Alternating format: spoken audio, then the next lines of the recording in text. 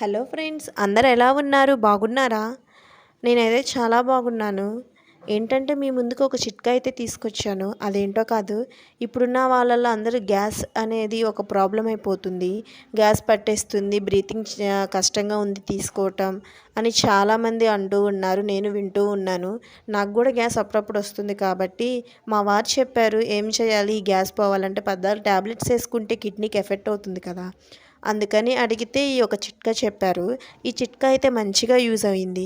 మీకు కూడా ఒక యూజ్ అవుతుందేమో అని ఒక ప్రయత్నంలో నేను చేశాను. ఈ వీడియో మీకు నచ్చినట్లయితే లైక్ చేయండి, షేర్ చేయండి, సబ్స్క్రైబ్ చేయండి. అదేంటో కాదు, వాము, సోంపు, జీలకర్ర ఈ మూడింటిని శుభ్రంగా వాష్ చేసుకొని ఎండపెట్టుకోండి. మంచిగా ఎండిన తర్వాత అవి తీసుకొని ఒక మిక్సీ జార్లో వేసుకొని మిక్సీ పట్టుకోండి. మెత్తగా మిక్సీ పట్టుకున్న తర్వాత దాన్ని ఒక బాక్స్లో స్టోర్ చేసుకోండి. ఇది ఎర్లీ మార్నింగ్ మనము గోరువెచ్చని నీళ్ళల్లో కలుపుకొని తాగొచ్చు. అలా కాదు అనుకుంటే టిఫిన్ చేశాకైనా సరే, మధ్యాహ్నం అయినా, సాయంత్రం అయినా, ఎప్పుడైనా సరే తిన్న తర్వాత ఒక టీ స్పూన్ తినండి. మంచి రిలీఫ్ వస్తుంది. తొందరగానే గ్యాస్ ప్రాబ్లం అనేది రాదు.